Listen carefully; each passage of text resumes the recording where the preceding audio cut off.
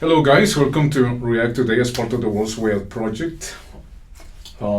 Today, Wednesday the 10th of June 2026. It's been a while, I know that. I have been dedicating my time to many other issues that have to do with my personal life that have taken all my time, so I couldn't have a possibility. It has to do with legal issues and some gang members that move around, etc. It's whatever. I think I mentioned that before. But let's get to the point today in stand-up politics. Welcome.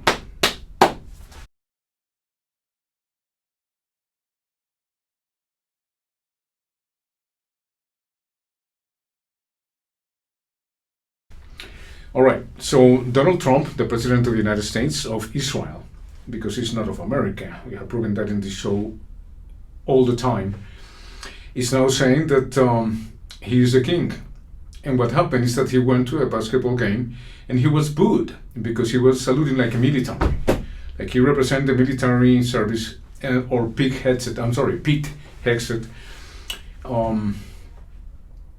saying that they represent the American dream when Latino Americans and people from all around the world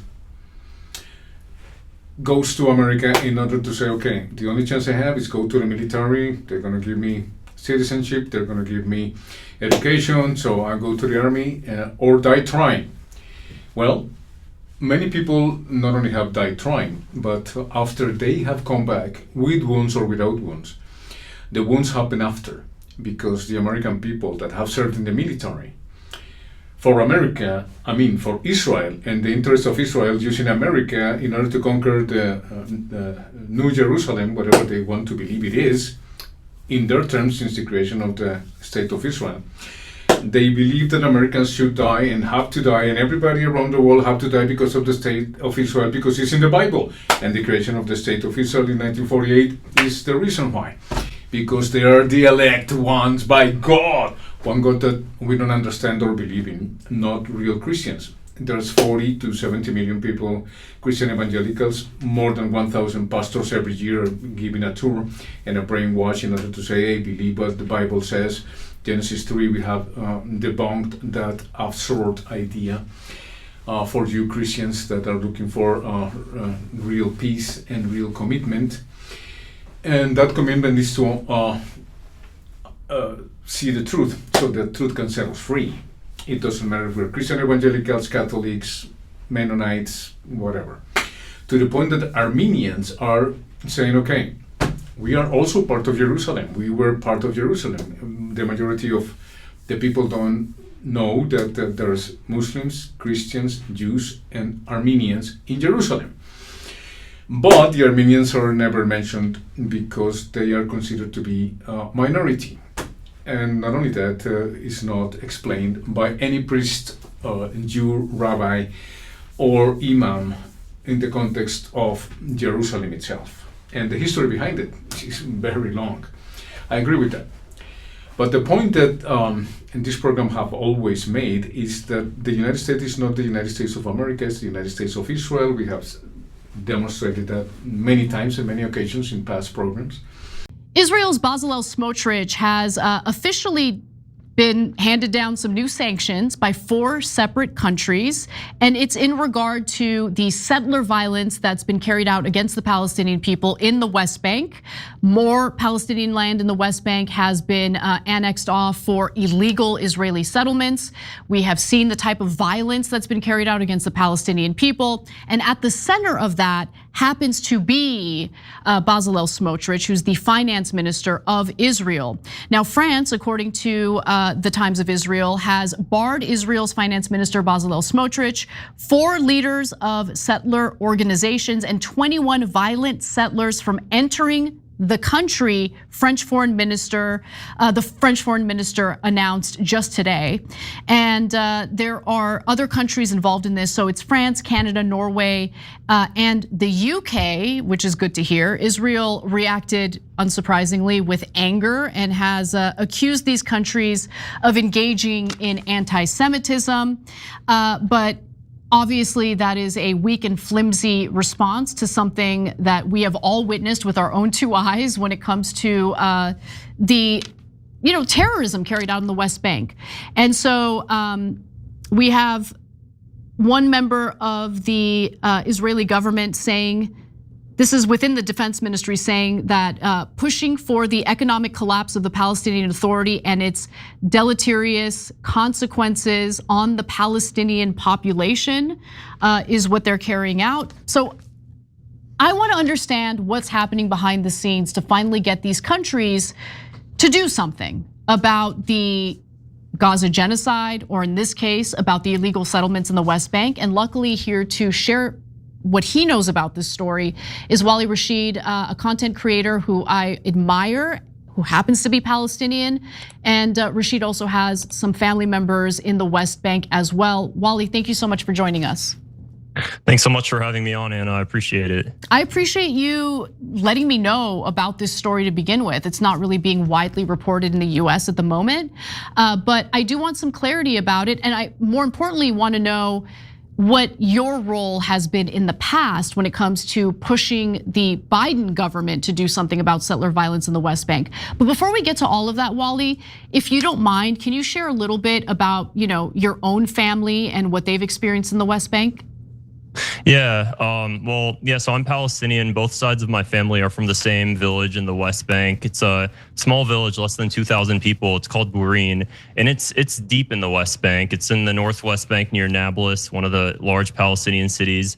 In 1982, a settlement called Yitzhar was built, at the mountaintop adjacent to my family's village, and it's known as the most violent settlement in the entire West Bank.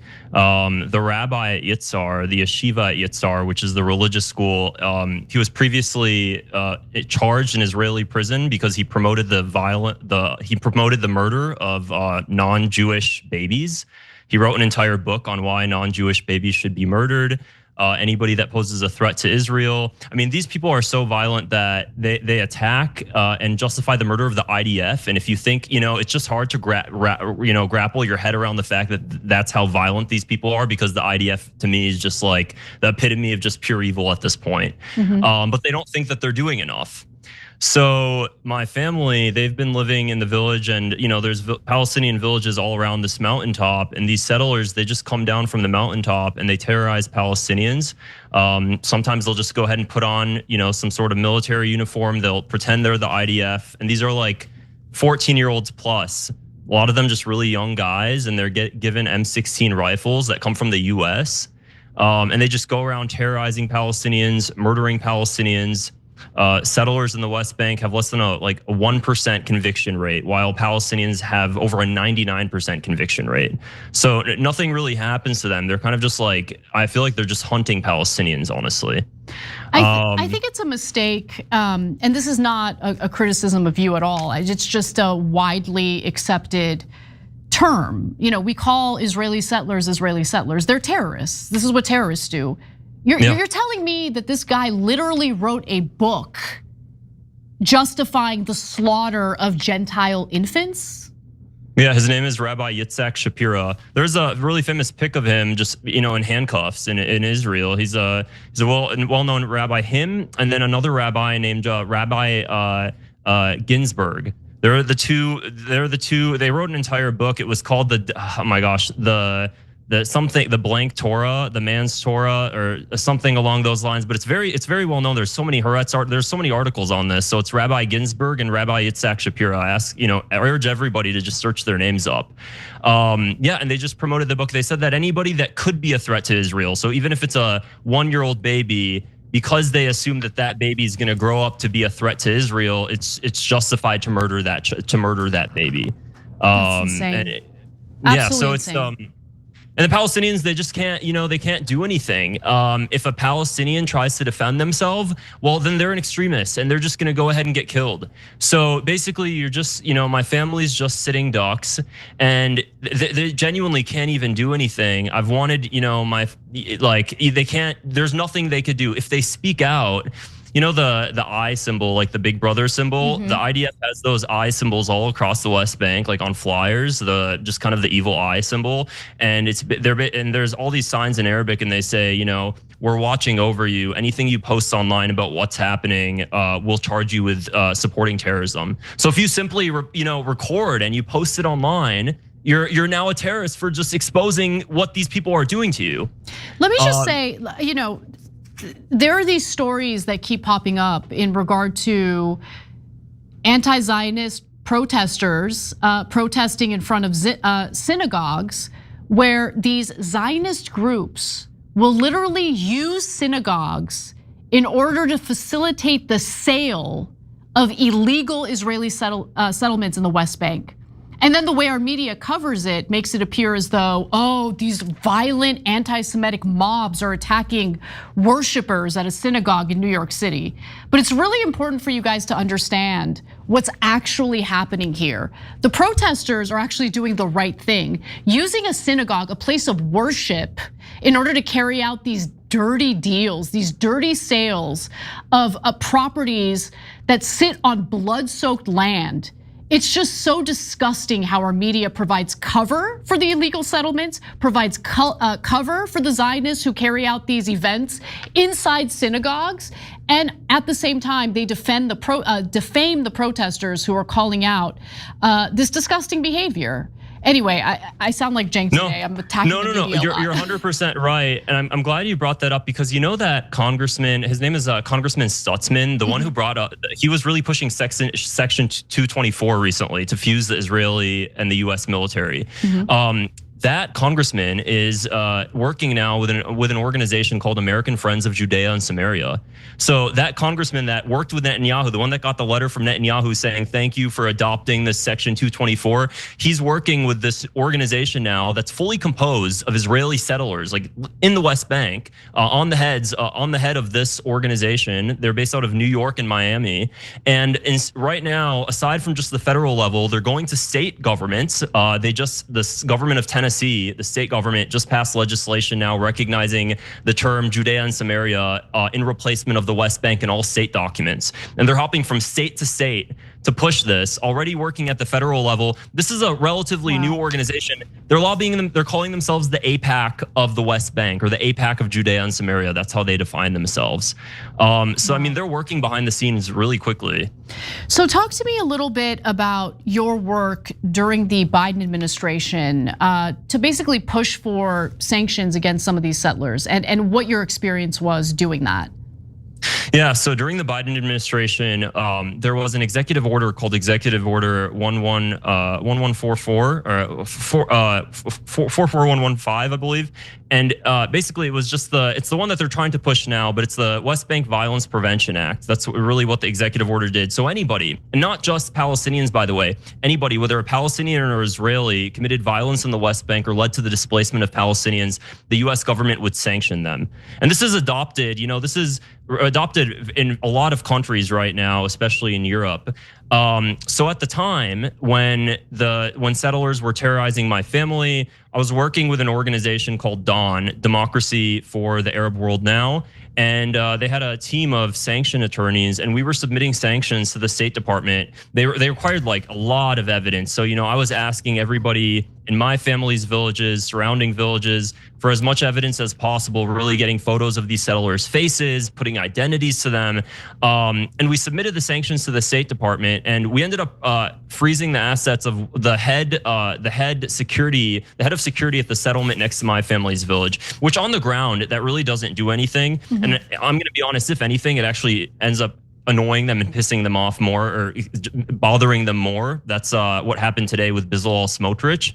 But it's the goal long term is not just to sanction a settler. The goal is to sanction the settlement yeshiva that's teaching them to, that's radicalizing them. The goal is to sanction settlement organizations that are financing, the building of settlements. So we did that, and we were able to successfully sanction him. There was videos 2 years ago of an Israeli settler group destroying aid entering Gaza, like jumping on the aid trucks. That organization was sanctioned. And then on day one of office, when Trump took office, he reversed the executive order. now in Congress, and this just goes to show, like it doesn't matter whether on the left or the right. Right now in Congress, there's the West Bank Violence Prevention Act, and it has like 150 co-sponsors. So this thing has a lot of weight, and it's basically it's pushing for the reintroduction of an executive order, just pushing for the Trump administration or any administration in the future to basically now sanction anybody that commits violence in the West Bank. It's stuck in the Foreign Affairs Committee, and the head of that committee is Brian Mast of Florida. Oh, so boy. He's just letting it, and 150 co-sponsors is a lot of co-sponsors. They're not even letting it get on a floor vote right now, because of course, he's just totally subservient to Israel. He has no care for Palestinians, so they're just kind of stuck there. He's justified the slaughter of all Palestinians. He doesn't think that there's a single innocent Palestinian in Gaza. He had the audacity to wear the IDF uniform in the halls of Congress. That is the military uniform of a foreign country that has been intensifying their spying on US officials lately, may I add. And so, I mean, I just see all of this as like disgusting, traitorous, anti-American behavior. And the idea that Mast is the one who gets to decide whether or not that effort advances tells you everything you need to know about who our government and the leadership within our government actually works for. But tell me more about your efforts. Yeah, so I mean, so after the Trump administration came in, they ended the executive order. I couldn't really do anything in the US with sanctions. And they've basically done everything to basically end any Palestinian, political activism in the United States. It's basically just kind of like gone at this point right now. So I started working with the Gaza flotilla, just kind of working on that sort of stuff. And then finally, in the European Union, Viktor Orban of Hungary, he was the only one blocking sanctions on settlers in the EU. And then finally, he got voted out 2 months ago now, or just a couple months ago now. And after he lost the Hungary elections, the new guy came in who's still a Zionist, still staunchly pro-Israel, but not so much pro-Israel that he's gonna, stand in the way and block it. He'll just let it pass and not really, make any strong measures. That's why JD Vance and Netanyahu were out there campaigning for Viktor Orban. So after Viktor Orban lost, the EU sanctions are back up, and that's why they started reintroducing sanctions. Now, if you're a Palestinian or if you're an Arab, or anybody that's really kind of following along what's going on and you hear sanctions, you kind of just want to roll your eyes because you really don't think they're that effective. And right now on the ground, Palestinians are still being terrorized. Right now, a Christian Palestinian village is literally on fire as of today by settlers. But the goal long term is that, you have to eventually work your way up from just settlers to organizations, which today, one organization that bulldozes the West Bank, like a bulldozer organization, a construction organization, the head of that was also sanctioned today. So I'm doing everything I can to basically just, build our way up until, okay, let's choke the West Bank settlements dry of finances. Because, ultimately the goal should be to sanction all of Israel. In 2019, Netanyahu, he was speaking at a university in Israel, and he said something along the lines of, if the EU or if the world sanctioned Israel, Israel wouldn't be able to withstand the sanctions imposed against it, would have to retreat out of the West Bank because it would just cripple the economy. They couldn't handle it. Right. So that's why there was all these anti-BDS measures and everything, because it was the one thing that was actually effective. That's the same way apartheid South Africa fell, was through sanctions. Israel knows that it's incredibly effective, which is why they're doing everything they can to basically make it illegal in the US to even sanction or boycott Israel. But so now we're back to it. I have a team of lawyers, and a big shout out to Democracy for the Arab World Now, Dawn, and then also Global Sanctions Coalition. They're really just working their tail off submitting these sanctions. So more settlers were sanctioned today. The goal is that we just want to build our way up. I love it. So we're doing everything we can with what we have available. It's not gonna, free Palestine overnight, but you have to do something so you don't feel like you're just living hopelessly. No, I'm so happy that we're talking about this, Wally, because one of the things that I've been struggling with is all these terrible things are happening. I see my role in all of this is like informing people about what's actually going on, but I feel like I'm not providing options for people to get active and actually do something about it, because I don't know what options we really have, right? So I love what you're working on, and something that starts out small can really turn into something substantive and very effective. So I love that you're not discouraged and you're continuing to move forward with this. Let our audience know if they want to take part in this and support you and what you guys are doing. Where can they go? How can they get involved? Yeah, so I mean, right now, if you want to support Global Sanctions Coalition, if you just search up globalsanctionscoalition.org, they're a really awesome website. They've been doing really great work. And then I'm Wally Rashid on all social media. I recently started a website called VoteLog, so just votelog.org, and I track all U.S. congressional action on Israel and Palestine. So you'll see all politicians' voting records in the U.S., all of their funding, all of their financing, and it's just coming directly from the FEC and congressional website. So if you want to support that website, and you can see which politicians, the politicians that that you're a constituent of, who they are, what their phone number is, how to contact them, look at their voting record. You know, we really just kind of have to start off small in our own district.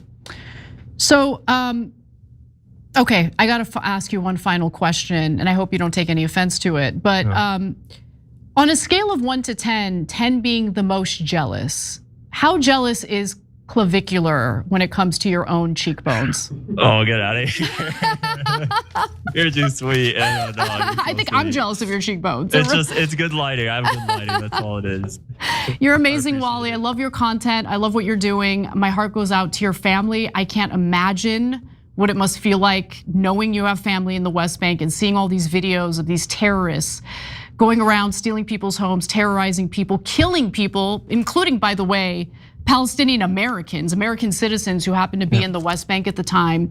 And so keep doing the work you're doing and come back anytime to give us updates. I really appreciate you. Thank you so much, Anna. Take care. Every time you ring the bell below, an angel gets his wings. Totally not true, but it does keep you updated on our live shows. And it has to do with the Democratic Party and the Republican Party, which are the ones that dominate American politics, and the influence of AIPAC and ADL. And everything, and new organizations that have to do with the influence of America around the world. And that is, do as we say, or else you're gonna get bombed, destroyed, like Syria, like Libya, like many other countries since 2001, and the attacks by the Sunni Islamic hand, not the Shia Islamic hand, that attacked America in 2001 with the help of some friends like Israel and the Americans. We know that. We have discussed that with George Galloway. He doesn't agree with me, but because I have proven him wrong many times, and then he has to accept that he was wrong, like he did this year, by saying, yeah, I think I was wrong on that matter, but well, too little too late, but not late when it comes to the decision making and the public understanding of the Western tradition when it comes to America, the UK, the United States, New Zealand, Australia, Canada, North America, and the northern countries in Europe. When we see the realities is that Donald Trump went to a basketball game. He wanted to be admired and loved by the people. Booed him, especially because he made the military salute. Everybody that have been in the military knows that you have to have a cap or a military cap in order to salute. Otherwise, in the military when I served, you have to have. Otherwise, you just go firm and that's it. General, colonel, whatever. If he's a superior of yours, if you don't have a hat, you don't do that. But he's the president of the United States. He's the head of the military forces.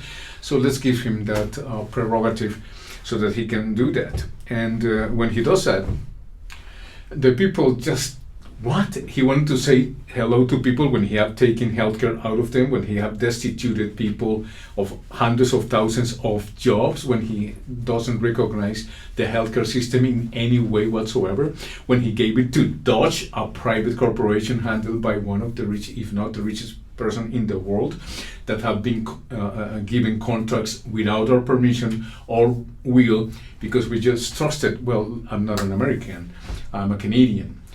And when we see that Americans believe in whatever the government says, like in Red Foreman, you see the 70s show, for example, Red Foreman was a veteran from the Naval Force. Thanks God he was not in the Liberty, otherwise he might have survived. A vessel that was attacked by the Israelis in 1967, I believe, if I remember well, etc.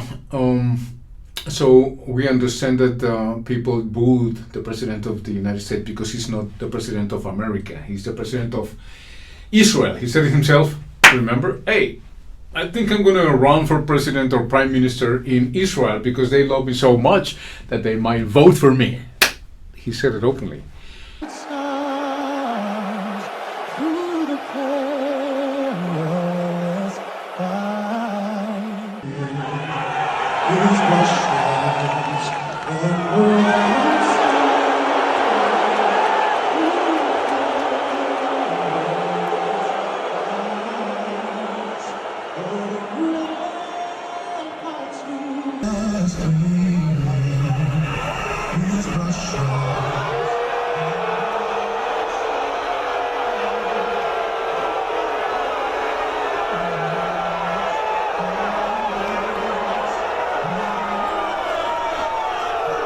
Because that's how stupid rich people think.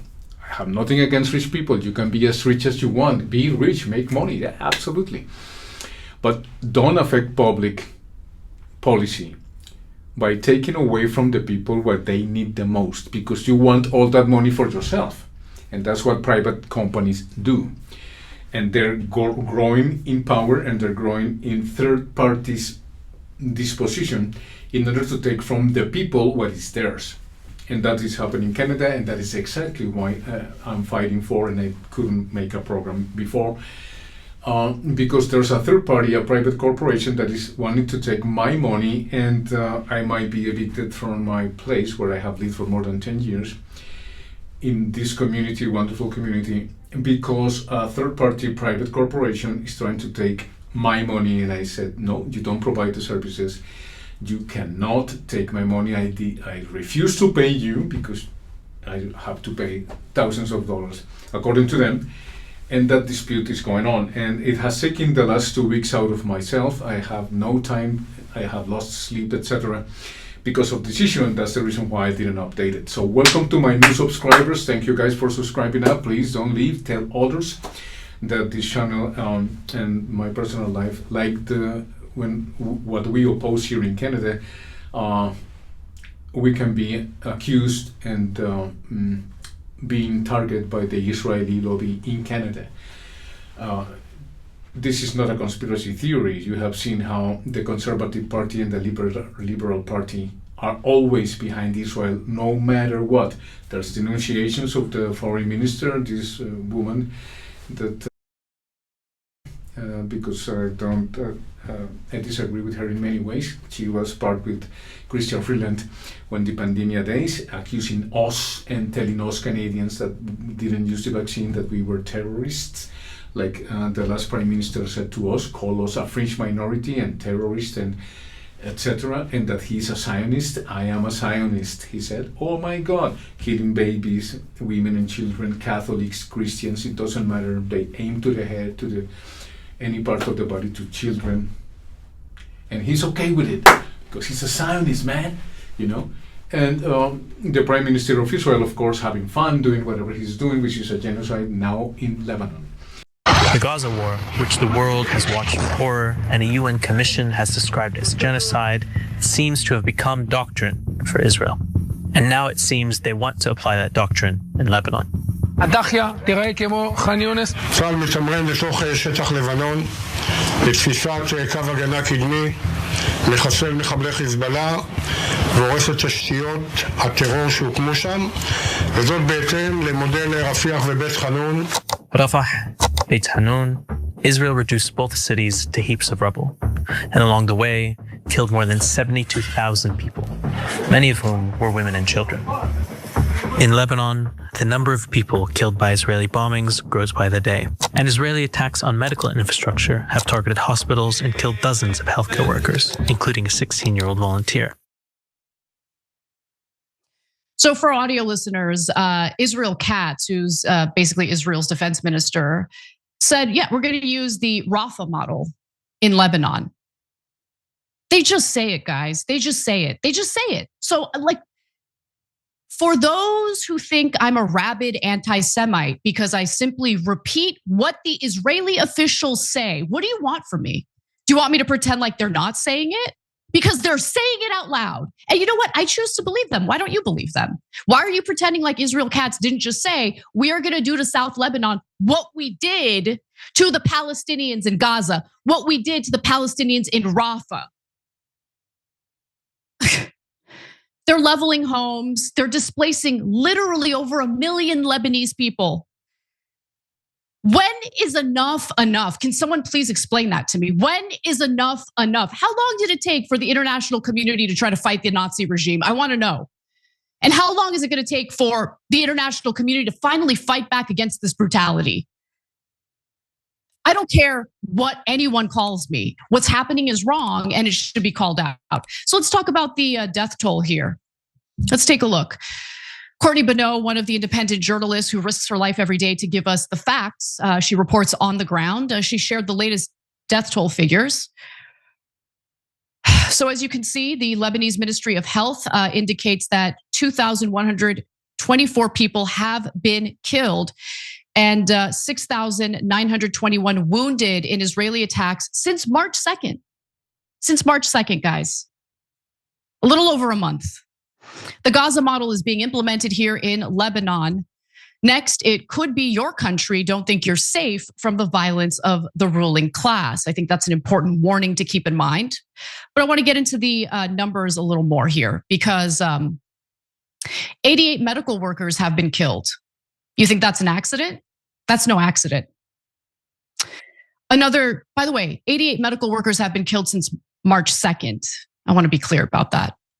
Another 206 have been wounded, meaning medical workers. There have been 116 attacks on emergency workers, EMS workers, 102 attacks on emergency vehicles, ambulances, 25 attacks on medical centers, and 6 hospitals have been shuttered. Do you think that's an accident? Southern Lebanon already looks a lot like Gaza as well. Take a look. The Gaza War, which the world has watched with horror and a UN commission has described as genocide, seems to have become doctrine for Israel. And now it seems they want to apply that doctrine in Lebanon. הדחיה תראה כמו ח'אן יונס. צה"ל מתמרן לתוך שטח לבנון לתפיסת קו הגנה קדמי, מחסל מחבלי חיזבאללה והורס את תשתיות הטרור שהוקמו שם, וזאת בהתאם למודל רפיח ובית חנון. Rafah, Beit Hanun, Israel reduced both cities to heaps of rubble, and along the way, killed more than 72,000 people, many of whom were women and children. In Lebanon, the number of people killed by Israeli bombings grows by the day, and Israeli attacks on medical infrastructure have targeted hospitals and killed dozens of healthcare workers, including a 16-year-old volunteer. I think it was important for you to see that video twice. I really do. Because I'm sick of the excuses. I'm sick of seeing this brutality and genocidal behavior in multiple countries now carried out by the same government, the same military, yet all of the attention is on made up anti-Semitism, imaginary anti-Semitism uttered by people who are clearly critics of the genocidal regime in Israel. And finally, here's Netanyahu's mouthpiece. Her name is Shosh Bedrosian, an Armenian last name. Unfortunately, she should change it. She was a local news reporter in New York City just a few years ago. Now suddenly she's working for Benjamin Netanyahu as his spokesperson. Fascinating. Let's take a look at how she refers to Lebanese villages that are currently being demolished by the Israelis as we speak. Prime Minister Netanyahu visited our heroic soldiers in southern Lebanon just yesterday within the security zone. Our forces are pushing Hezbollah away from the border and dealing with the terrorist villages that are adjacent to us on our northern border, while also defending our border at all times. Terrorist villages. And remember, we're talking about a country that has a sizable population of Christians who are also getting killed. So is this really about Islamic terrorism? Or is this about painting those who resist Israel's aggression and attempts at stealing land as terrorists while Israel actually carries out the terrorism. Questions that our media would never want you to ponder, but maybe take some time to think about it. Have displaced more than 1 million people, has killed more than 3,000 people, and is killing people in Iran. The Shia, that nothing to do with 9/11, but the Saudi Arabians, which are Sunnis, and I'm so sad to see how the Muslims are so divided, like Christians are divided, and the only one benefiting of all between Muslims and Christians, with evangelicals fighting Catholics and Catholics evangelicals, and the stupidity of the Christians and Catholics that are abiding by Genesis 12:3, is that we have to devote ourselves to Israel or we're going to be crushed. That has been proven wrong. That is bullshit. Even God himself said it. I have demonstrated that before with literature from the Bible, and that is the prophets. Again, if you want to ask questions about it, sure. Not only that, the 1,000 pastors that have been invited to Israel in order to be brainwashed, in order how to say, we Christians and Jews have everything in common. That's bullshit. We don't have nothing in common with the Jews whatsoever, except the scripture in the Old Testament. But in the Old Testament, there's nothing but treason to God by the Jewish people, and that's why they waited 40 years, not 4 days or 3 days, or 40 years to get back with, in the book of Samuel, when this person was elected to substitute Moses. Because when Moses came with the 10 Commandments, they already have a golden calf, and they haven't stopped there. They still have it here. And they want us to believe, Christians, Catholics, Christian evangelicals, with the many pastors that go every year to be brainwashed, that we have to support Israel according to Genesis 12:3. I have demonstrated that is a lie because of the prophets that came after, saying Jeremiah, Daniel, all of them saying, hey, you're not doing the will of God. You're betraying your God. You have got back to the Baals. You have got back to the gods you learn about in Babylon. And who restored the temple after Babylon? Iranian, the Persians. So they want to delete all the history like they did in 2003 when they invaded Iraq, and they destroyed all the temples. They get all the gold, of course, but they destroyed all the temples, the history, the monuments, the architecture, the beautiful art, the sculptures, etc. that were there, and they do that all the time. So when we see that, and we see how Christians are being deceived by the state of Israel, and now with President Donald Trump, a bribed prostitute, because prostitutes are transactional agreements. I give you sex, you give me money. That's what Donald Trump is doing with the American people, with the institutions of the American people, with healthcare, with everything, and he's enriching himself with fluctuation of the price of oil, with personal information, and making himself rich. Some people speak about $14 billion. We'll talk about that on a specific program. Not only Donald Trump, but his family and the Republicans and the Democrats protecting Israel and its genocide, and now continuing in Lebanon, expanding the Great Israel, according to Mr. Benjamin Netanyahu, who said the requirement for any prime minister that comes to the Likud party, well, whether from the Likud or other parties, but to become a prime minister, say no to America. In other words, America is our bitch. We can do with America whatever we want. In the Republican and the Democrat Party, we already have them on the under the table or on the table. When we put $32 million to defeat Mr. Massey, it's okay. Whomever opposes, we will kill in Argentina, in Colombia, in Central and South America. There's elections in Colombia. We need a fucking pro-Jew assassin that's going to take over and is going to kill and take over the Colombian country and kill and destroy, like we have committed genocide with Jair Klein before. We're gonna do it again. What the fuck? We're gonna do whatever we want. So let's destroy Central and South America and make sure that Honduras Gate is not gonna be known. Shh, don't say that thing. Shh, don't say. Shh. Let's make an island there where we have intelligence laboratories within Fort Lauderdale, Miami, and Honduras, and Salvador, and other countries that are our allies, like Argentina, Uruguay, and other countries, so that the leftists are going to be destroyed. We're going to make sure that they're going to be killed, like we have done for centuries since 1492. In other words, that's what they're saying. Because since the creation of the State of Israel, the United States has become a prostitute of the Israeli lobby and government. Because of their wealth, we have spoken about that this wealth doesn't come just from 1948 or the Balfour Declaration. This comes way before that. Cicero spoke about it. Martin Luther spoke about it. He warned us about it. All of them warned us throughout millennia about how the golden calf worshippers, the real represented the state of Israel, and still do. When Moses came down with the commandments, hey guys, I have the worshipping the golden calf. Get the fuck off, butt out, Moses. Even his own brother, Aaron, who was a priest class person, let's say, in one of the tribes, Levites, said to Moses, butt out, dude. We already have the money we need. We're going to progress and whatever. Even the people said we were better in Egypt. Why did you took us to the desert to die? And they spent 40 years there. And if you say that Genesis 12:3 has everything that has to do, and whomever attacks Israel, God will destroy it, and all that crap that the senators and Republicans Party, Ted Cruz, all those assholes, well, they can't even remember.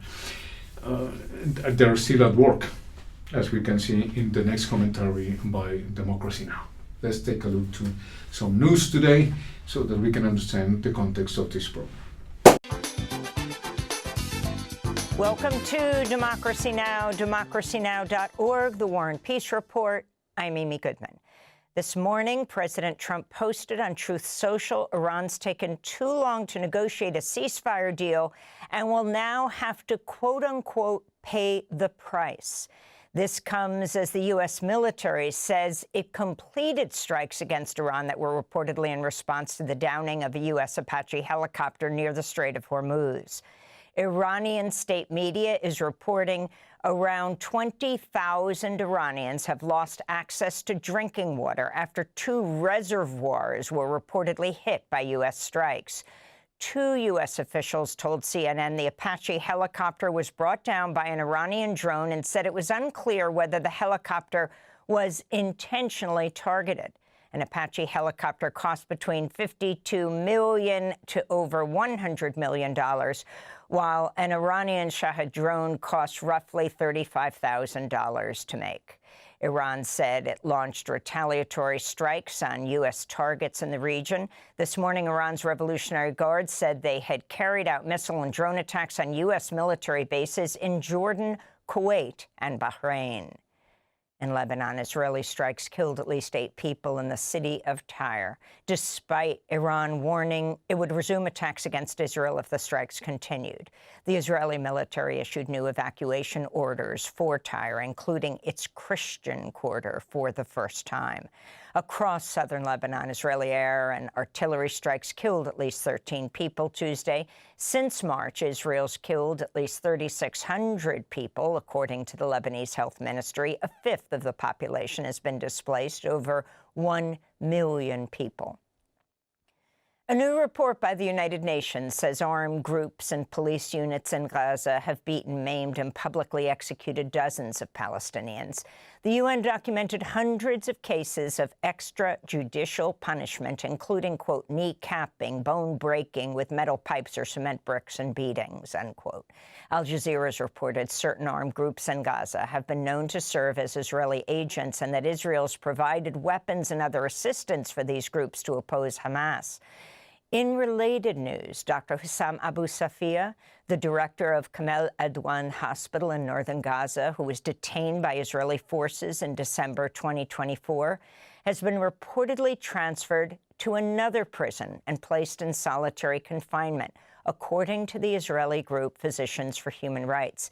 Dr. Abu Safia has reportedly faced torture, starvation, and denial of medical care as his health worsens after over 500 days of Israeli imprisonment without charge. Meanwhile, a separate UN report has found Israeli forces are directly involved in settler attacks that have killed, wounded, and displaced Palestinians in the occupied West Bank, while Israeli soldiers protect settlers. This comes as France has banned Israeli Finance Minister Bezalel Smotrich from entering France for promoting the annexation of the occupied West Bank and Gaza. In related news, Italian prosecutors have launched a probe against far-right Israeli National Security Minister Itamar Ben-Gvir over reports of torture by members of the Gaza humanitarian aid flotilla who were abducted by Israeli forces last month. In Kenya, police forces fatally shot a man as hundreds of people gathered to protest an Ebola quarantine facility for U.S. citizens in the town of Nanyuki. Witnesses told Reuters the man was seen with a bullet wound to the head as his body laid motionless in the back of a police vehicle. This came after Kenyan police on Tuesday fired tear gas and detained several residents who are protesting the U.S.-backed facility. As a resident, I can say that we don't have the capability of dealing with this disease. So what we want is to be heard as the residents of Laikipia, constituency, or Laikipia at large, and the whole country, because if it starts here, we believe that the whole country will get the disease, and we won't have a way to deal with it. We don't have civic education on safety measures. U.S. plans to open the facility are reportedly moving forward despite a Kenyan court order from May that had suspended further construction. A World Cup referee from Somalia returned home Wednesday after being denied entry into the United States just days before the start of the World Cup. Omar Artan was due to be the first referee from Somalia to officiate at a World Cup and has been named one of Africa's top referees. Artan had flown into Miami International Airport from Turkey, was reportedly told by U.S. Customs and Border Protection agents that he was inadmissible to the U.S. Artan arrived in the Somali capital of Mogadishu earlier today, where he was welcomed by soccer fans. Our referee is an international standard. He has officiated international matches in Africa and Asia, and he was on his way to officiate global football matches. It would have been his first time participating in the world football stage. We are saddened by the way he was discriminated against, and we strongly condemn this act. Trump's immigration crackdown and visa restrictions have disrupted travel into the U.S. for scores of World Cup fans and players from qualifying nations, with advocates around the world condemning Trump's policies. In Northern Ireland, anti-immigration riots are roiling Belfast after an asylum seeker from Sudan was charged with attempted murder and the stabbing attack of a man. Firefighters and emergency responders escorted immigrant families from their homes after cars and garbage cans were set on fire and used to create roadblocks around Belfast. Michelle O'Neill, the First Minister of Northern Ireland, said in a statement, quote, "Groups of masked men burning families out of their homes is nothing less than disgusting cowardice. This has nothing to do with community. This is outright thuggery," unquote. A federal judge permanently blocked Alabama from executing 49-year-old prisoner Jeffrey Lee by nitrogen gas, ruling the method violates the U.S. Constitution's ban on cruel and unusual punishment. Lee was scheduled to be executed Thursday at an Alabama prison. Alabama's Attorney General said the state is appealing the decision, which means the case could end up before the U.S. Supreme Court.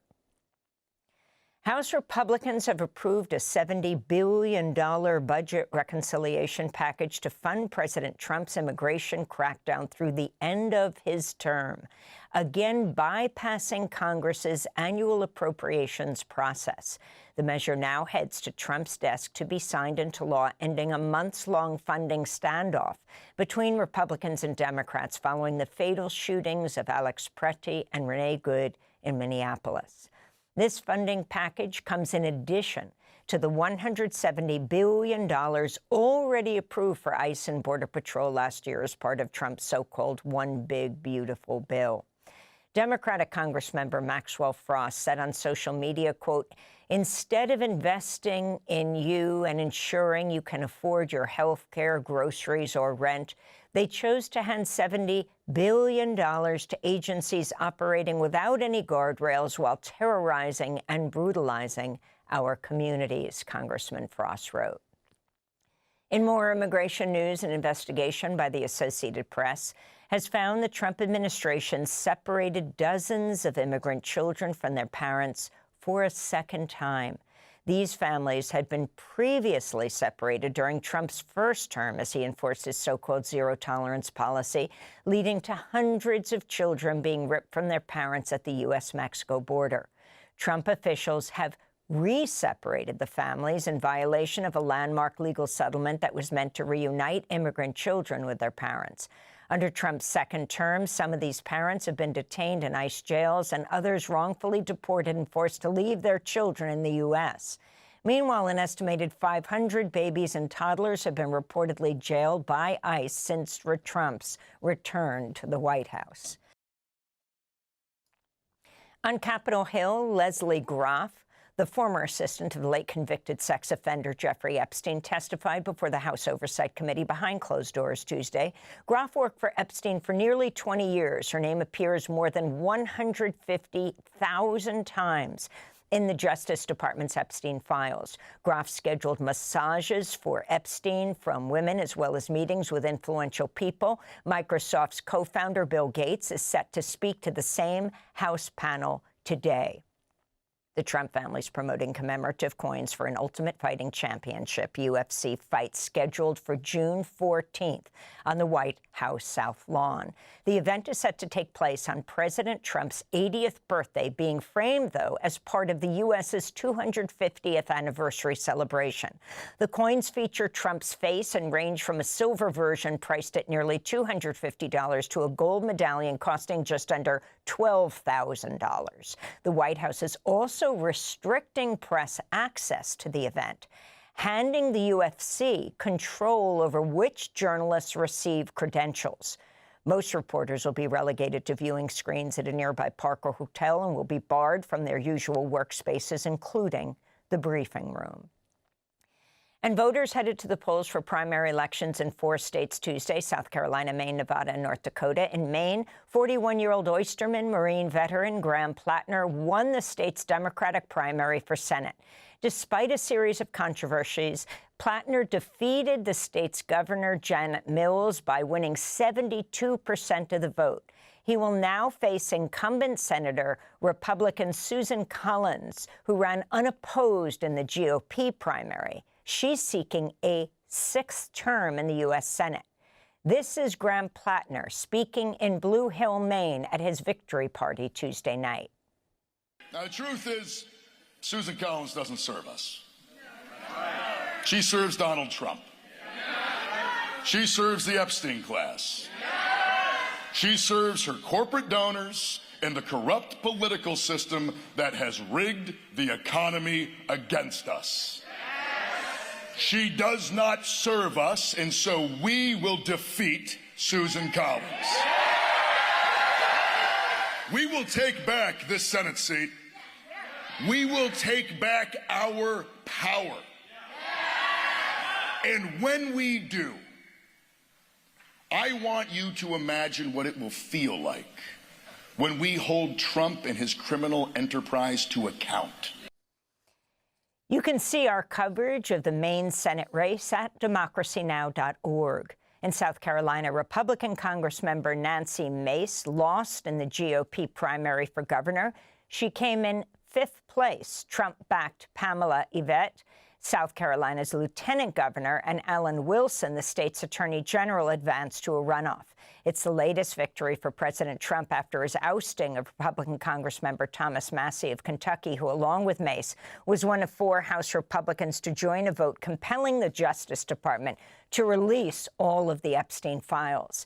And in California, Republican Steve Hilton, a former Fox News host, has advanced to the general election in the gubernatorial race. He will face off against Democrat Javier Becerra, the former Health and Human Services Secretary under President Biden. And those are some of the headlines. This is Democracy Now!, democracynow.org, The War and Peace Report. I'm Amy Goodman. Apart from that, We have seen that, again, Donald Trump wanted to say with the military salute to the people in the game, and the people boo him because he's an idiot. I have nothing against rich guys, except that the rich guys, when they have political power or any kind of power, they feel entitled to do whatever they want to do, especially the people of Israel with Smotrich, with Ben Gavir, who are going to replace the government of Benjamin Netanyahu. Things are going to get worse, not better for anybody around the world, guys. I want you to understand that. So, apart from that, I don't have much to say, but open our eyes and ears and understanding and hearts and minds, because what America is doing is the beating of Israel. And the United States, as you well know, has attacked already Iran, and like big time. They want to destroy Iran on behalf of Israel. And it was in Iran or the Shiites who attacked us. It was the Sunnis who attacked us. They have everything to do. There was 19 people that have everything to do with attack on 9/11. Thanks, George, for accepting that you were mistaken. And as I told you those days, if there is a state that need to be replaced or coup d'etat, is the United States of Israel, because it's totally possessed by Israel. And not only I'm talking about the United States, I'm talking about Canada too, I'm talking about New Zealand, I'm talking about 27 countries in the European Union, I'm talking about the United Kingdom, and I'm talking about Australia, of course, which have passed laws that if you say something against the state of Israel, or you say something against Israel, you can be literally condemned, not to poverty, but you can be killed, like Peter Thiel said that. And the head of one of these companies that have taken over awarded contracts without our permission, because nothing about us without us. But this person that said we can kill everybody who's oppose us, we can destroy them, we can ruin their accounts. We already did it, like in Canada with the truckers. They use us Canadians as an example to what to do in order for them to defeat the the constitutional monarchy that is Canada. It shouldn't be a monarchy because it's not a monarchy, but it behaves like a monarchy when it comes to Israel and anyone who opposes the genocidal state of Israel or the United States, because they're one and the same. And like I said, getting back, Prime Minister of Israel said, hey, one condition that any Prime Minister of Israel needs to have is to say no to the President of the United States. So it's a condition. It's not something that you should put in the public opinion. It's a condition, a necessity, something that any Prime Minister in the state of Israel has to say to American President, whomever he is, no, in the words of Benjamin Netanyahu. Is there anything positive about Israel? Is there anything positive about this country, or everything is bad? Are we the vicious? Are we the evil one? I'm asking you a question. You are journalist covering between Israel and Gaza. Right now, your Prime Minister has an arrest warrant against him. Okay. By the way, for war crimes, okay. Imagine for starving a population. Your Heritage Minister, Amichai Lahu, said nuking Gaza was an option and called for methods more painful than death for Palestinians. More journalists are killed in Gaza than in both world wars, Vietnam, the former Yugoslavia, and Afghanistan combined, according to the Watson Institute's Cost of War project. As a former journalist and editor, can you explain to us why Israel is killing Palestinian journalists on a mass scale? What's going on and why we Canadians need to react today, Wednesday, June 10th, 2026, and stand our ground like we did, helping America in the First World War, helping Americans in the Second World War. We need to do it here, today, in Canada. Because if we don't do that, Israel is going to take over our government and it's going to sanction us, it's going to ruin our lives, and it's going to use, like it happened with the pandemic, remember, in COVID-19, where IGA denied people without any passport or ID that said, I have the shot, or 2 shots, or 3 shots, because they required 2 or 3 shots in order to say, you can buy food. in here.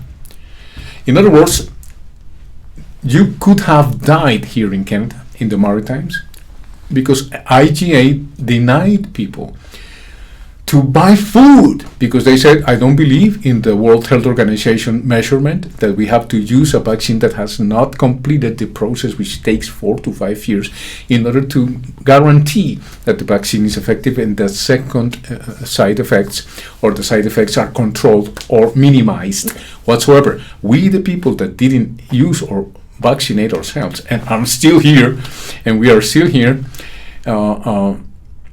denied of food. We couldn't buy food. The food bank wouldn't give us any food. What?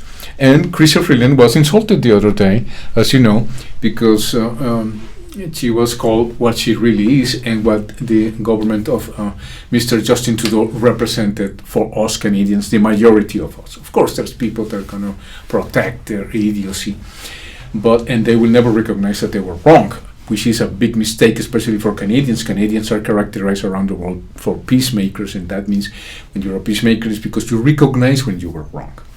But not in the case of COVID-19, and not now in the case of the soldiers, that Canadian soldiers that have served on the IDF, which is not defense, which is occupied IOF, Israeli Occupation Army. And they're still killing people by the hundreds of thousands. They already displaced more than 1 million people in Lebanon, and they have killed more than 3,000 people in Lebanon with total impunity. And they want to do it, and they're still doing it in Syria. They attack Syria every time they feel like, because they have a terrorist from ISIS that is responsible for 9/11 and the decapitation of many British allies, countries and soldiers that serve in order to protect America and England and the European tradition, and they were decapitated by this guy. This guy is the president of Syria right now. So when we see all these things happening, and we see Donald Trump trying to salute with military, which he never went to the military, he doesn't know what it is to make 22 push-ups. Okay, man, whatever.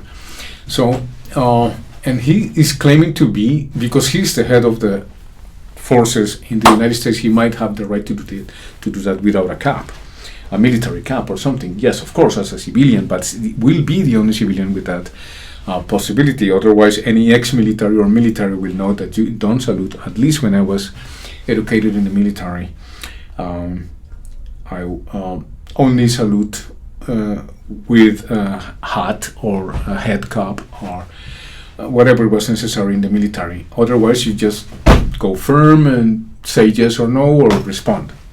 But you never salute without a cap. The President of the United States being the head of the army and all forces, yeah, of course he might have that right. But he was booed because nobody likes that guy. He doesn't represent the American people. And I'm appalled now that ICE, Immigration Enforcement Agency, has received $150 billion more ahead after $70 billion that they received last year or this year too, in order to oppress the immigrants in America who produce everything that Americans don't want to work. Dodge has taken more than 100,000 jobs and taken all the institutions that constitute a state. A state is represented by its institutions, which are Dodge took over. Healthcare systems, whatever it has to do, so they can take the money that goes for the citizens and take it to themselves. The same with Facebook, Silicon Valley, which are supporting the state of Israel, as has been denounced in this program, in the voices and the participants on Silicon Valley for the last 5 years. And especially when October the 7th was the excuse for the 9/11 of Benjamin Netanyahu. It's not going to get better before it gets worse. Benjamin Netanyahu is asked by the International Criminal Court. He's also asked by International Justice. I mean, when this guy loses his next election, he's going to be, if he goes to any of the countries, he's going to be protected by the United States and Europe. Oh my God. The United Kingdom, it was supposed to be the empire where the sun never sat, is going to receive Benjamin Netanyahu, no problem, give him exile. The same with Greece. Greece, which is the supposed origin of democracy. Origin of democracy, which is supposed to be the Canadian way. Canadian is a constitutional monarchy. Canada is a constitutional monarchy, which is abiding as a constitution to the democratic principles of the Greeks, of course, and imitating the British Parliament in nature, because it was a British colonization, or it was a colony of the Brits and the French, as we know in the Quebecois, Bloc Quebecois. Yves Engler have many things to say when it comes to Bloc Quebecois and when it comes to liberal and democracy and constitutional monarchy that we are supposed to be. But are we a constitutional monarchy when we still say hello to the king and abide by the king? I don't think that Canada should be allowed to call itself a monarchy, because it is not a monarchy, even though behaves like a monarchy when it comes to its people. When I mentioned the COVID-19 crisis, in which we were called a fringe minority, terrorists, etc., etc., by our own Prime Minister, when he says, "I am a Zionist, no Zionist should be ashamed to walk in Canada, I am a Zionist." That means we kill people, whomever opposes us, we kill their children, we destroy, we go Amalek against you, Canadian. It doesn't matter if you're from British descent, Norway descent, Netherlands descent. We don't care if you oppose us like Israel, we're going to kill you because Israel tells us to do so. It's exactly like it's happening in America with the Democratic and the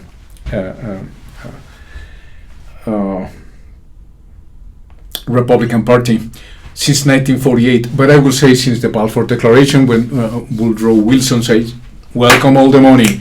Well, if you have all the money, you say, "Okay, bring it on, man, to New York." Oh yeah, but we already have states in Germany, in Paris, in Luxembourg, in many other countries in Europe, but we need New York. Yeah, man, you're welcome, no problem. Woodrow Wilson, yeah, man, and he was okay with the Ku Klux Klan, no problem. Hey, etc. So when we see that everything that is going on is not a joke, we can see that the booing of the president is nothing to do with the reality that we are facing when it comes to the world, us, the country, and the world. And what we need to know regarding this matter, because we are not that stupid, Benjamin Netanyahu, Mr. Smotrich, or Ben Gvir, especially after how you treated Canadians, denounced by Heather McPherson. Yeah, sure, whatever. The Honourable Member for Edmonton Strathcona. Mr. Speaker, Canadian citizens were subject to physical, sexual and psychological abuse while illegally detained by Israeli forces last week. Canadians report being beaten and stabbed, while other international detainees report torture and rape by Israeli forces. This week, the New York Times and the UN confirm wide-ranging sexual abuse and torture of Palestinian detainees, and this abuse is being celebrated by Israeli government ministers. Canada's inaction must end. When will Canada impose sanctions on the Israeli government and suspend trade with Israel? The Honourable Parliamentary Secretary, the Minister of Foreign Affairs. The Prime Minister and the Minister of Foreign Affairs have condemned mistreatment of any of those that were on that flotilla in the strongest of terms. We have made our opinion extremely clear that it is unacceptable to treat people in that way. At the same time, we continue to work on delivering humanitarian aid and ensuring that we find solutions that are permanent for the people of Gaza, all Palestinians, to live in peace and security with Israel and Palestine living side by side. Thank you, Mr. Speaker.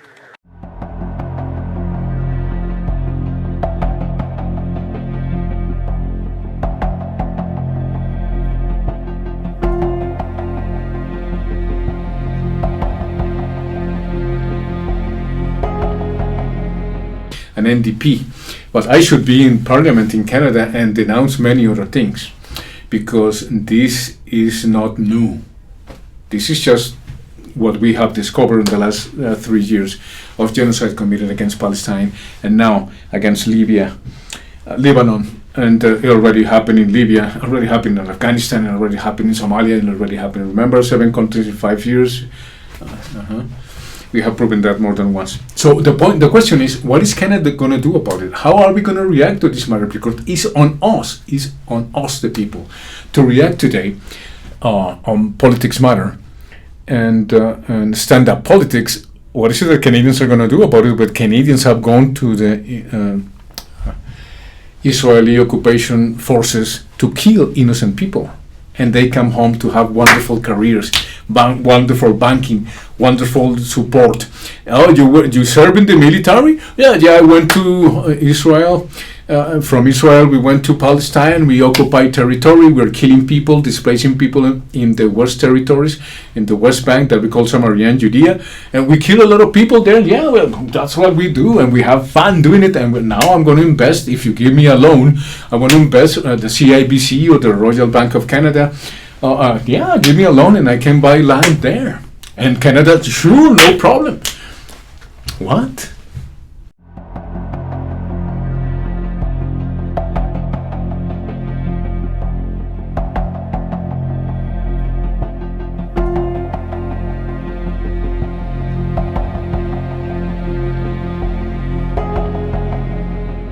We are abiding and supporting genocidal soldiers.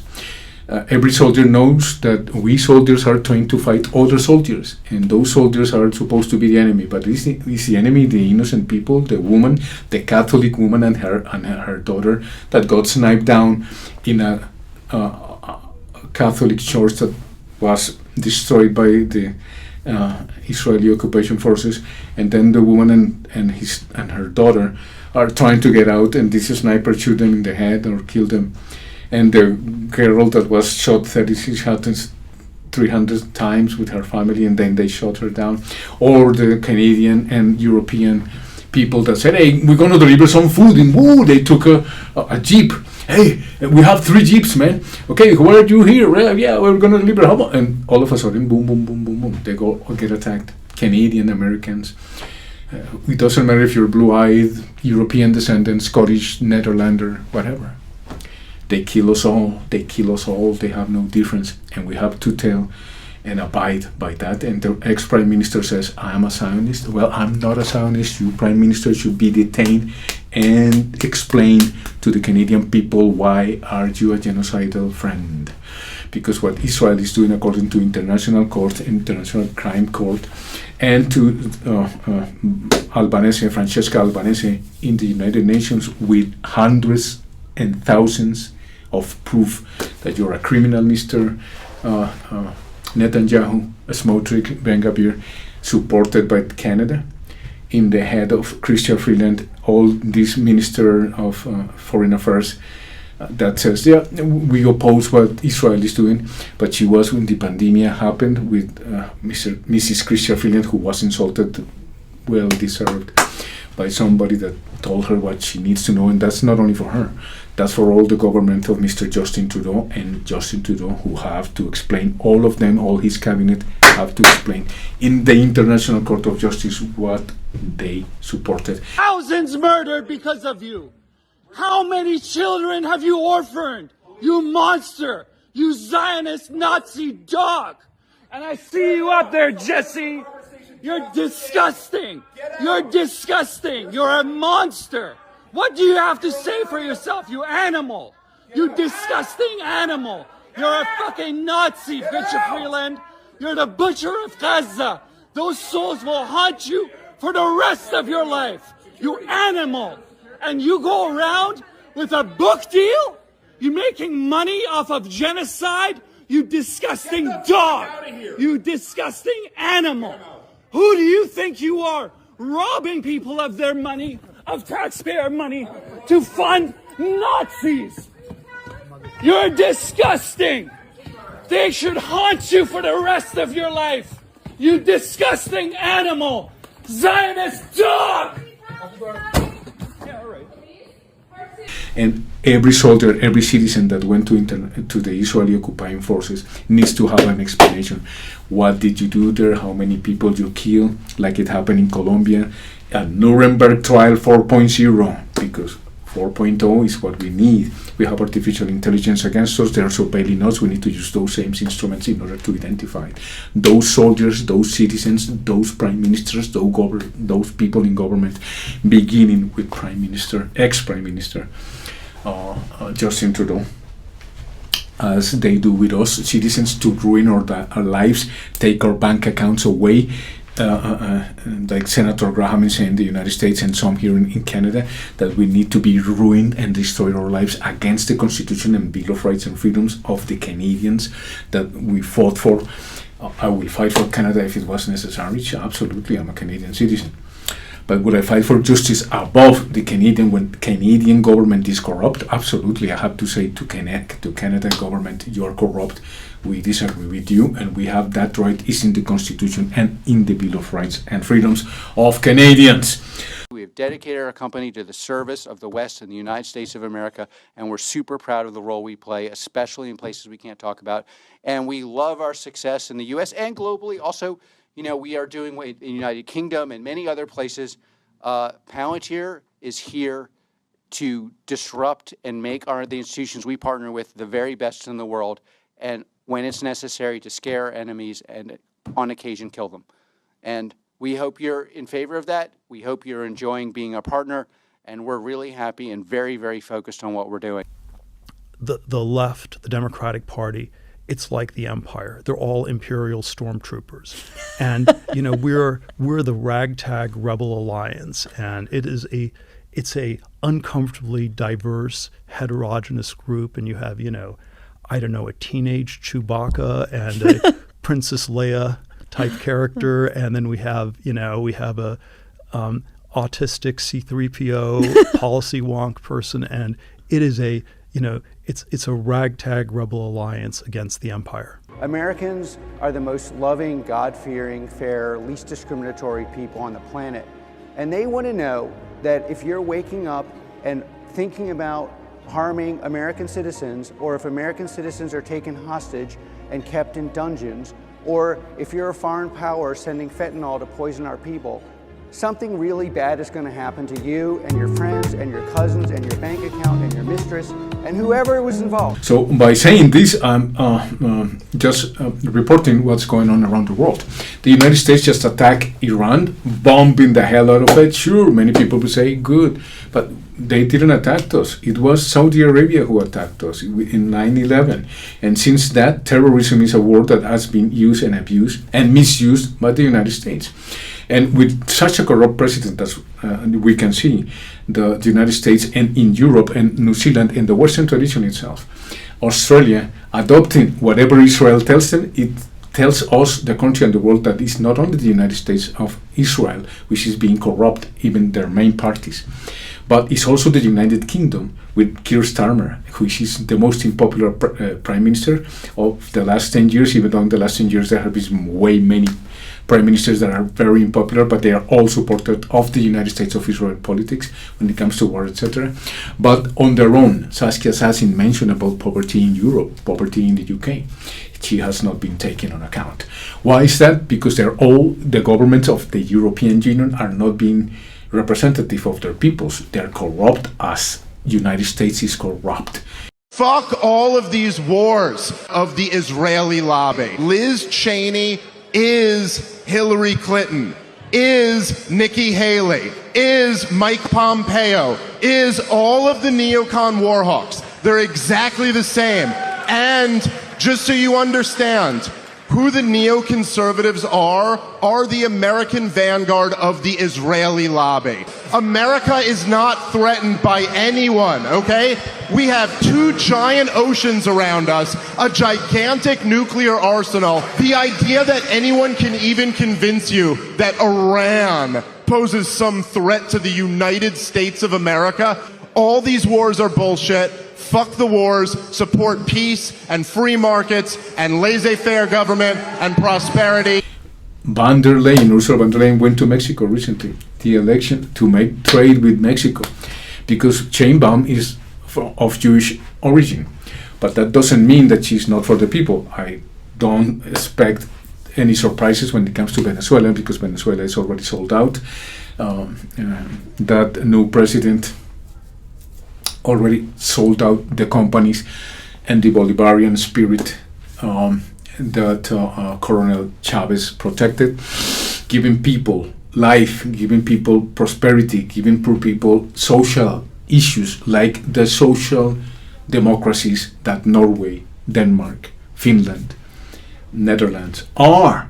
Now they don't want that.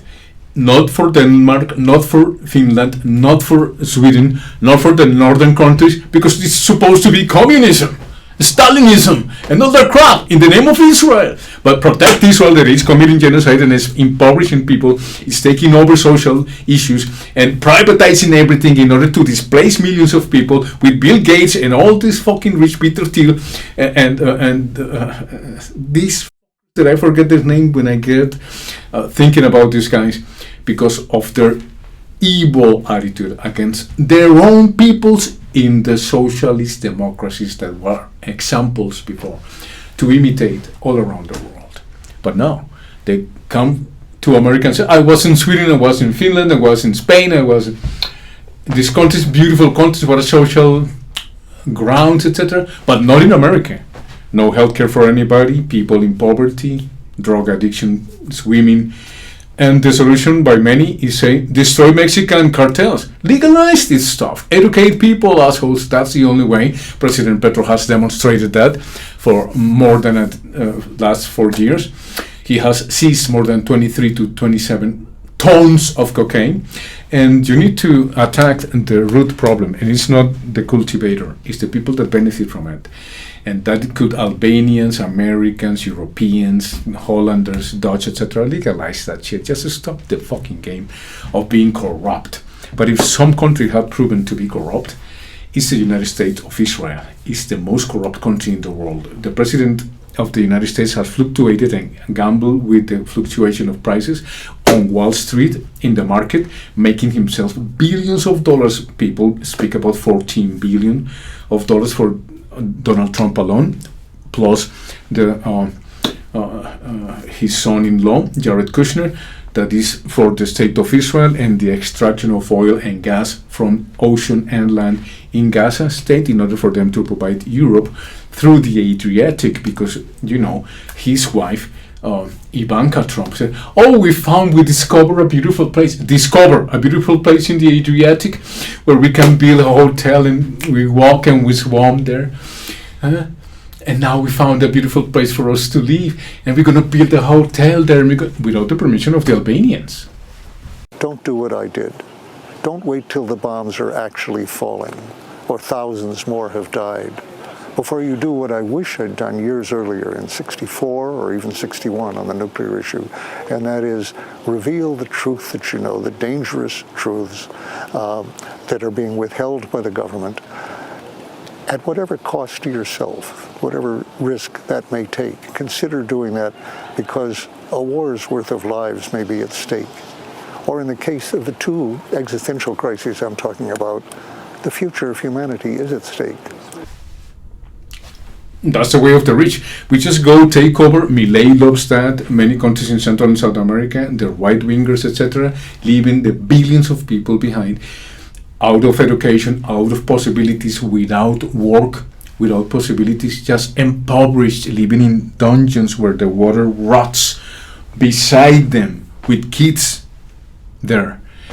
This kind of understanding of what a civilization in the terms of Benjamin Netanyahu, or in the terms of Ben Gvir, in the terms of Donald Trump, that kind of civilization in the name of Friedrich Merz, in the name of all the European countries, shame on you, shame on you. Whoa, what happened with you, European Union? The wars for independence are back. The revolutions are calling out for each and every country in Europe to say, hey, van der Leyen, you don't represent us, you are not being elected publicly, how come you make decisions for us? Since when? Only Ireland, only a few countries are waking up. France have said, okay, if Benjamin Netanyahu is not welcome here anymore, etc.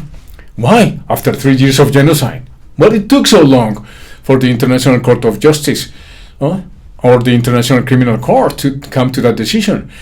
Now, NASA climate scientist says he was forced to resign. Democracy Now! Why was that?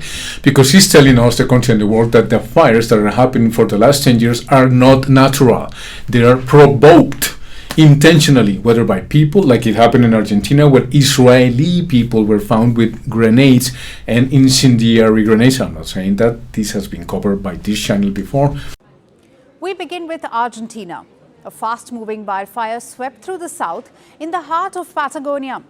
Flames tore through forests, forcing evacuations and pushing small communities to the edge. Firefighters fought the blaze, but so did neighbors, with hoses, buckets, and no safety net. It was a test of how much a community can carry when the fire moves faster than the state. Early estimates put the damage at nearly 12,000 hectares, but even that number kept rising. Tourist towns turned into evacuation zones, smoke turned day into night, and for many residents, this felt uncomfortably familiar. Because just 1 year ago, Patagonia saw its worst fires in decades, and this week, it was burning again. Here's a report on what unfolded.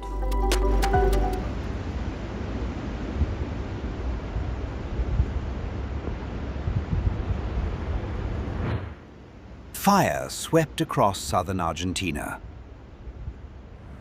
For days, wildfires raged through the Patagonian province of Chubut. By the weekend, authorities said nearly 12,000 hectares had burned.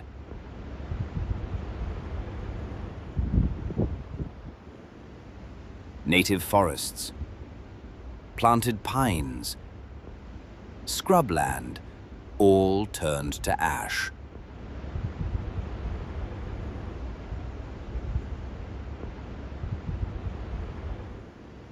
But environmental groups warned the true damage could be far greater. Greenpeace Argentina later estimated up to 52,000 acres may have burned so far.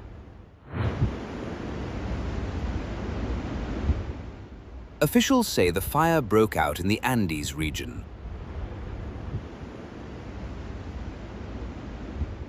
A place known for lakes, mountains, and trekking trails.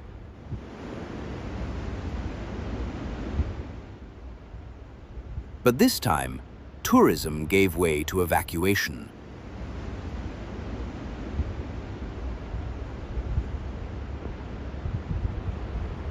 Israel is the #1 public enemy of the world right now. That's a truth. Otherwise, ask America, Central Latin America, Honduras, Salvador, Colombia, Guatemala, Argentina, Chile. The dictatorships were all behind the CIA and the Mossad. Or you can ask the Church Commission in 1973 to 1975. The only commission that dedicated itself to investigate these issues. Or you can ask Gary Webb. Gary Webb, he wrote a 500-page book on Dark Alliance, and then he ended up killing himself with 2 shots in the head from the back. So who killed himself twice in the back? Like this? And then, holy fuck, I don't know. Etc. So scientists are being killed because they're investigating the UFO circumstance, which Donald Trump said, I'm going to open up all the files for you guys. I'm going to open up everything that you need to know when it comes to the UFO and the UAPs, unidentified aerial phenomena, which we have spoken before. And he never did. But he wants to distract attention, especially after the interview on NBC's reporter, when he asked him straight questions, and I don't want to talk to you, I don't want to keep this conversation anymore, and like President Uribe in Colombia, a third world country, I can kill and destroy, I kill many thousands of people, I put them boots, even though they were mentally ill, and they couldn't operate a gun, they were put a gun, and the boots left boot put on the right foot, whatever, take a photograph, put a grenade on them, justify the assassination as long as we get budget from the Americans. That's what the American president is doing right now with his policy, while Israel says the first condition a prime minister of Israel has to have is to say no to America. Okay, and just a few days ago, President of the United States said, I'm calling the shots, not Netanyahu. I am calling the shots. So when NBC meet the press, ask him the questions, oh no, I can't take this anymore. You are crooked. Everybody's crooked. Not I. He has made $14 billion. He has a $400 million plane waiting for him after he finishes term from Kuwait. And he's doing nothing when it comes to the Strait of Hormuz, because he cannot do nothing but go to war and destroy Iran, and that's what he's trying to do with Israel. So Iran has to retaliate. And that is causing Americans and Canadians, like I spoke before, why, if Canada produces oil, has the Canadians pay a higher cost of living? Everything is out of control in Canada and America and the Western tradition itself, which used to be, the place to look for. Hey, the European countries have a way out. They are just. They have politics. No, not anymore. Since the creation of the State of Israel, all the Western traditions have gone big down, on a dive down against the world. And you know what? Because they're not protecting their own people. Saskia Sassin, I repeat, explained that 20 years ago, 25 years ago, 10 years ago. I spoke about her when we started this show, React Today, as part of the World War Project. Today on Politics Matter, and today on Stand Up Politics. Because in Canada, the same thing is happening. Apparently, the Prime Minister shows up with an Israeli flag behind him. Oh my God! A genocidal country. Didn't Canada went to the First World War to avoid genocide against the Ottoman Empire and against the interests of the Germans and the Russians? Hey, what happened with the Austro-Hungarian Empire and the Ottoman Empire? They all get dissolved after the First World War. But the only one welcome was the Balfour Declaration, which was a declaration. It was not a binding document, which became binding and gave the State of Israel all the power it has over Canada, the Western tradition, to the point that we are diminished. I don't mean us, the people, but the political class and the elites in Canada, in the United States, in the European Union, 27 countries in there. The UK, Australia, and New Zealand, like bitches, like whores. And the people submitted to shut up. If you say something against Israel, shut up. You're going to be destituted. Shut up. You're going to be no access to your debit card, no access to your money. You're going to die of starvation. We're going to ruin your life. If that is not colonization, even worse, it's a demonic attitude of colonization against everything that the Constitution and Bill of Rights of every country of the world after the First and the Second World War, the United Nations, were created for. We cannot stand that anymore. And there's many things to talk about. Yves Engler just wrote another article that is important for us, the country and the world, to understand and to hear. Let's finish with that. And many more things on the desk that are not going to be discussed today. Make your comments, speak about what I'm trying to say here, because Canada cannot become another United States of Israel. It has to be Canadian for Canadians, and that's why I'm going to have to create a new party, because these idiots in the conservative and the liberal party are nothing but sold out, like the Republicans and the Democrats are for the United States for Israel. A foreign state to dictate us what to think, what to do, how to behave. Not anymore. In the name of God, if you believe in it. In the name of Christianity. In the name of this Canada that we built together in the oil industry, wherever it is that you work, as long as you're not blacklisted with no reason whatsoever, we can build a better Canada, independent and free. And we have to avoid the influence of the State of Israel, like the ADL and the many organizations that are supporting the destruction of the world. Because we're talking about the world, we're not talking about just the State of Israel. When they say they were spread all around the world, poor them, they did them the best favor ever since Cicero, since Martin Luther, when they spoke about it, just to resume many others, how they prefer the golden calf instead of the 10 Commandments of Moses. Many things to talk for us, for the country, for the world. This is Stand Up Politics. Today is Wednesday, June 10, 2026. Many things to talk about. Make your comments. Hope to see you next time in the next edition of Stand Up Politics. Au revoir. Bye-bye. Hasta pronto. We didn't talk about a lot of things, but yeah, well, love you all, guys. Welcome, new subscribers. Support the channel economically in any way you can. Just let it know, subscribe, and multiply our audience. Bye bye, au revoir, hasta pronto.